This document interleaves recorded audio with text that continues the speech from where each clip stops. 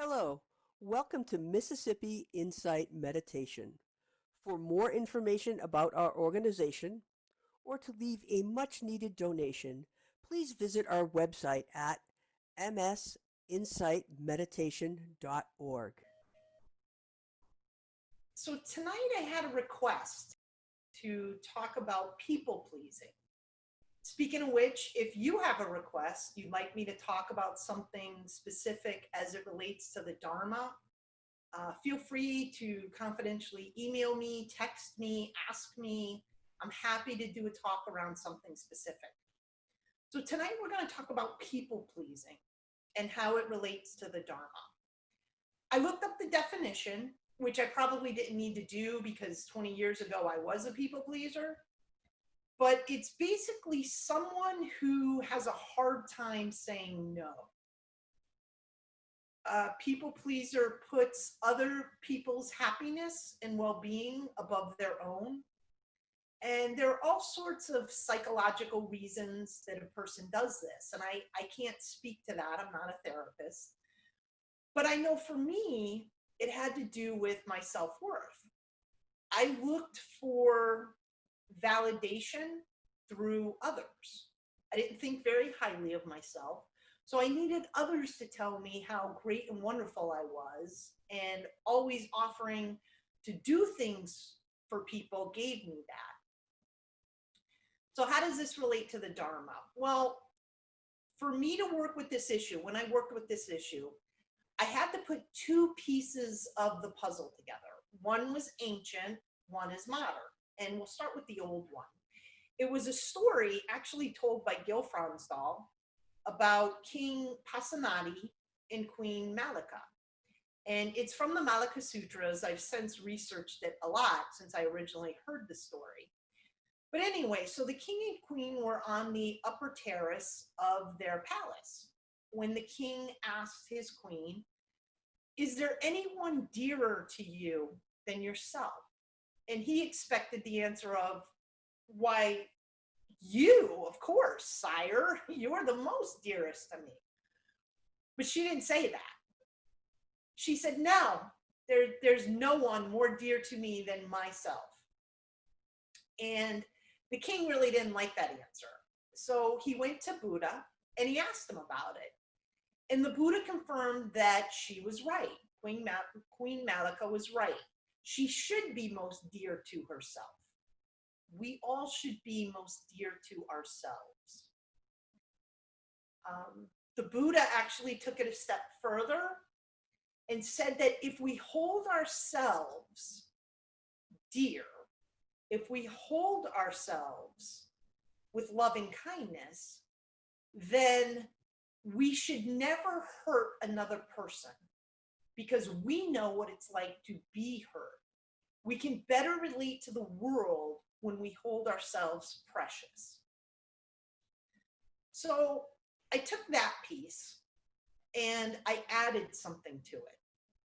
It was something I learned while training to become a volunteer firefighter, EMT. And what I learned in my training is that it's not like in the movies or TV where you go rushing headlong into danger to save someone. In Connecticut, firefighters and EMT are trained to be safe, to take care of themselves first. And there's a reason for that. We were taught that we can't help a victim if we become a victim ourselves. More than not being able to help, it would cause resources to be split if a fellow rescue worker, if your fellow rescue workers now had to help you and the original victim. Let's say I realize that my oxygen tank is not full, or maybe it has a slow leak. If I go rushing headlong into that fire and I become overwhelmed by smoke, now all the other firefighters have to make two rescues. And what if there's not enough of them to do that? Or what if there's not enough time to do that? I learned through that training that I'm in a better position to help that person by sitting on the sidelines and allowing someone else to step in. And that was kind of a new idea for me. So when I put all of that together, what I figured out was this: saying yes all the time, people pleasing, wasn't really helping anyone. By saying yes when I wasn't emotionally or physically taking care of myself first, I actually robbed the other person of finding someone who could give their all. My need for validation was actually somewhat selfish when I thought about it this way. The unselfish thing to do was to actually say no. And I do understand that this sounds radically un-Buddhist, because we're supposed to be generous, right? We're supposed to be giving. But the most unselfish thing we can do for others is to take care of ourselves first. Once I worked out what was going on in my own mind, once I learned how to give myself validation and love, when I started redoing things for others, it was with an open heart, and it was with kindness, and it was for all the right reasons. Doing stuff for others became less about, for me, became less about validation and really became about generosity. So this didn't happen overnight. I don't think any of you are going to wake up tomorrow morning after this talk and eureka, this is going to happen for you. No light bulb flashed above my head. It took a bit of work and practice. I spent a long time sitting with the different parts of myself that needed that love and validation, that was looking for those words from others. I spent a long time meditating, learning why I didn't want to tell those parts of myself those words. And once I figured out why, I was then able to change it. I was able to say those words, you're so awesome, to the part of myself that was looking for it elsewhere. And when I did that, that part didn't need to hear it from others anymore. So think of it like this, I boil everything back down to those 6 different types of meditation. And we learn to meditate using the breath or the body as an anchor, right? And I always say, because it's always with us. It's always with us. The breath, the body, it's always with us. That's what makes it a great anchor. Look at this the same way. Love, kindness, understanding, validation. These things can always be with us as well. We don't have to look outside for them. They can be with us always and forever if we learn to offer it to ourselves. Offering loving kindness to ourselves can be our anchor, always accessible. And with that anchor, we are then in a stable position to be able to offer it more freely to the world. So Queen Malika said, "There is no one more dear to me than myself." But that needs to include all the different aspects and all the different parts of ourselves. We can't just love certain elements of ourselves. We can't just love the idea of who we want to be. We have to love all the parts of ourselves, even the parts that we don't like, that maybe embarrass us, that we want to change, whatever the case may be. You still have to love that part of yourself. The whole kit and caboodle has to be dear to us. It takes work and it takes time, but it's well worth it. So I invite you to spend some time this week just sitting with the parts of yourself that maybe you don't particularly care for. I'm not asking you to love them right now. I'm not even asking you to like it. Just try to sit with that part of you without comment, without reaction, most definitely without judgment. Just sit with that part of you as best you can and as often as you can in the most spacious, open, giving way that you can. So I hope this has been helpful. Thank you so much. Let's start our meditation. Let's go ahead and take our meditative posture, which is a nice straight spine, sitting up a little straighter, a little more alert than we normally would. If you're in a chair, you want to place your feet flat on the floor, and we will gently close our eyes. Take a few long, slow, deep breaths. As you breathe in, expand outward, stretching your rib cage. As you exhale, soften and relax as best you can.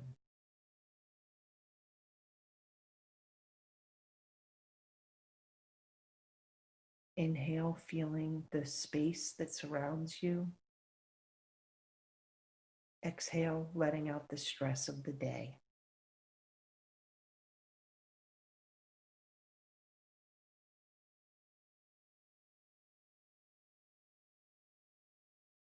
Let your breath return to normal.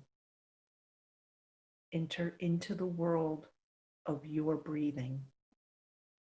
Pay attention to the way your body experiences breathing.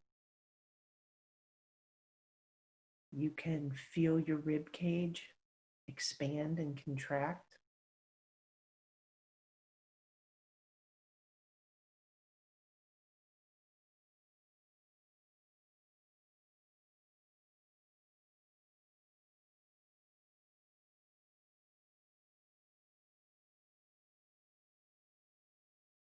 Feel the temperature of the air as it comes and goes from your nostrils.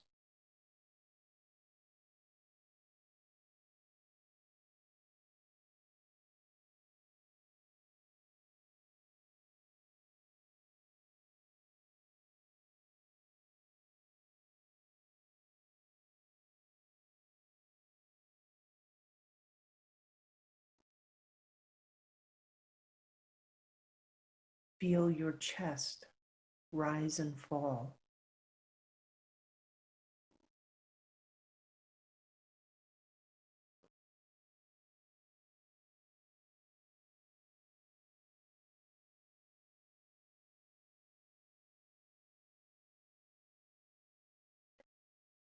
Allow your body to relax as you focus your awareness on how your body experiences breathing.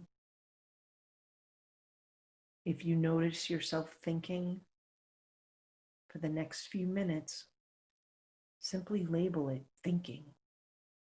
Then let go of it, and with non-judgment and gentle loving kindness, reestablish yourself back in the breath.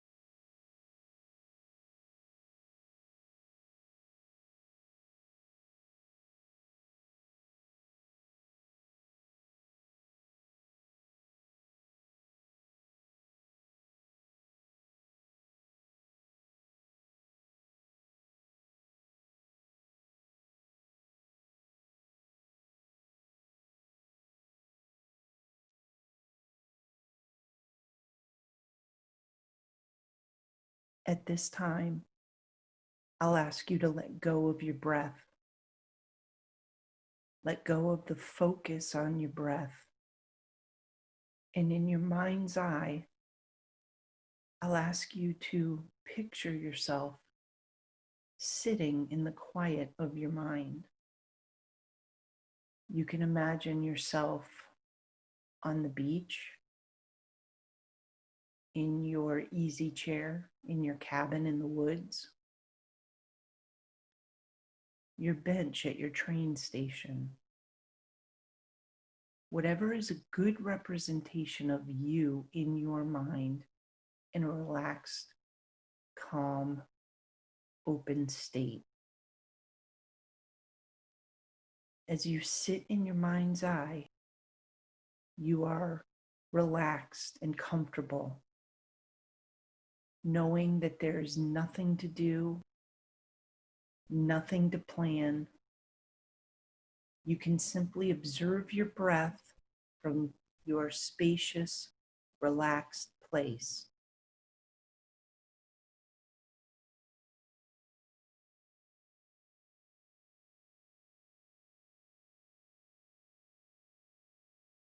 Now I'm going to ask you to conjure up a representation of a part of yourself that you don't particularly care for. This part of yourself might be your insecurity, or your anger, or your fear, your need to be loved. Perhaps it is a part of yourself that you view as weak or not useful.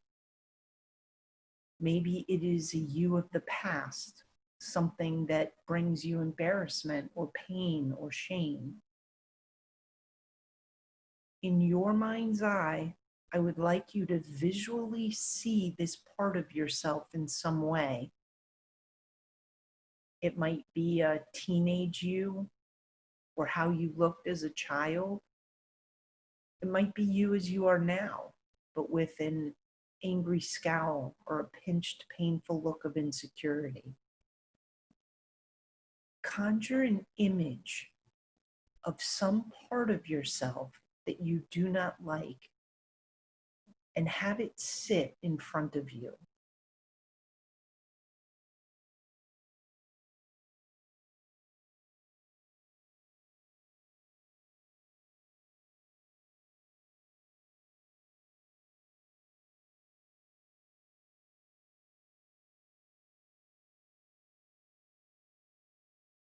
Once this image is in your mind, take a moment and note what is happening inside your body.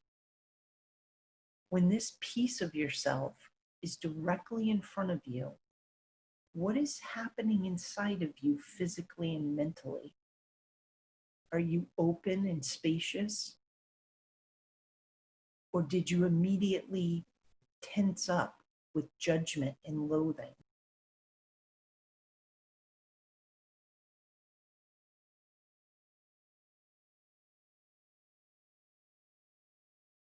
Can you try to maintain or reclaim your relaxed, calm, open state?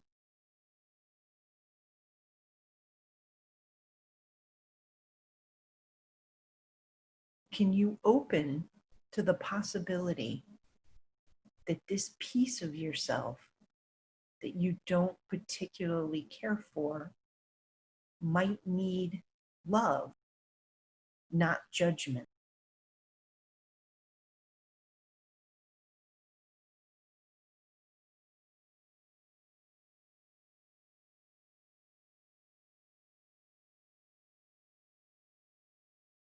And if you are not ready to direct loving kindness at this piece of yourself, perhaps you can just sit with it for a moment, withholding judgment, understanding that although this piece of yourself might embarrass you now, it served a purpose at some point.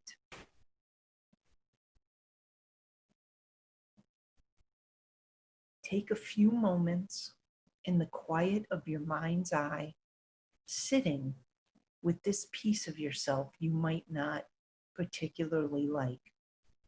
And without conversation or comment, without judgment, without reaction, with as much loving kindness as you can muster, just simply acknowledge that this is a part of you.